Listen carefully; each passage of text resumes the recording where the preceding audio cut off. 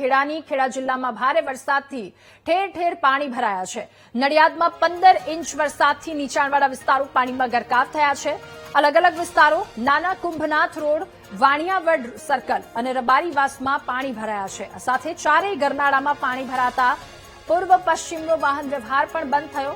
તંત્ર પાણી નિકાલની કામગીરીમાં કામે લાગ્યું છે, પરંતુ વરસાદ બંધ ન થતા પાણી નિકાલ કામગીરીમાં મુશ્કેલી થઈ રહી છે।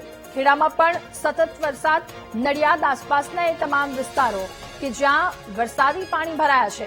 નાના કુંભનાથ રોડ, વાણિયાવડ સર્કલ, રબારીવાસમાં પાણી ભરાયા તો ચારેય ગરનાળામાં પણ આ જ પ્રકારની પરિસ્થિતિ।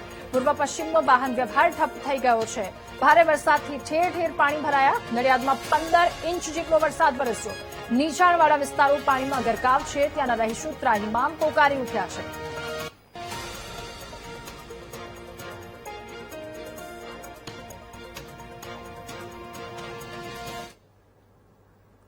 તો ખેડા જિલ્લામાં ધોધમાર વરસાદથી જળબંબાકારની સ્થિતિ સર્જાઈ। માતર, મહેમદાવાદ અને નડિયાદમાં ધોધમાર વરસાદ વરસ્યો। મહેમદાવાદમાં 24 કલાકમાં અનરાધાર વરસાદ 21 ઇંચ જેટલો વરસાદ પડ્યો છે, તો માતરમાં પણ સાંબેલાધાર 18 ઇંચ વરસાદ ખાબક્યો। ભારે વરસાદના પગલે અનેક રસ્તાઓ પર પાણી ભરાયા છે। ખેડા ધોળકા હાઈવે, માતર તારાપુર હાઈવે પર પાણી ભરાયા તો લોકો જીવના જોખમે અહીં રસ્તો પસાર કરી રહ્યા છે। જીવના જોખમે રસ્તા ન ખેડવા માટે પણ તંત્ર દ્વારા અપીલ કરવામાં આવી રહી છે। વધુ માહિતી મેળવીશું। સંવાદદાતા નિખિલ આપણી સાથે ફોનલાઈન પર જોડાયા છે। નિખિલ, સતત વરસાદ વરસ્યો છે, ક્યાંક મુશળધાર, સાંબેલાધાર વરસાદ, ખેડાની સ્થિતિ શું, વરસાદી માહોલ શું? જી દાદા, ચોક્કસથી જણાવીશ કે દક્ષિણ ગુજરાત બાદ હવે મધ્ય ગુજરાતમાં મેઘરાજાએ ધબધબાટી બોલાવી છે।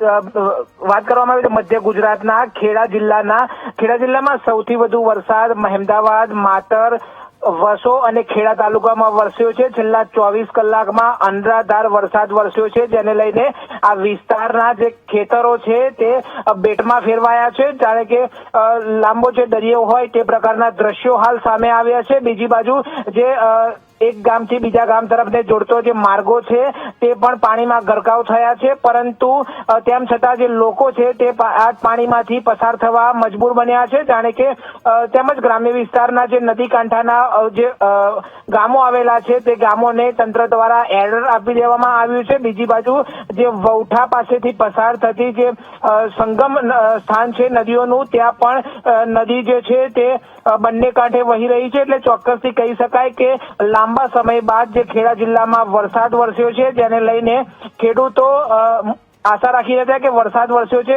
ખુશી મળી હતી, પરંતુ હવે ક્યાંક ને ક્યાંક આ ખુશી મુસીબતમાં પરિણમી હોય તે પ્રકારના હાલ દ્રશ્યો સામે આવ્યા છે। જી, આભાર આપનો તમામ વિગતો સાથે જોડાવા બદલ।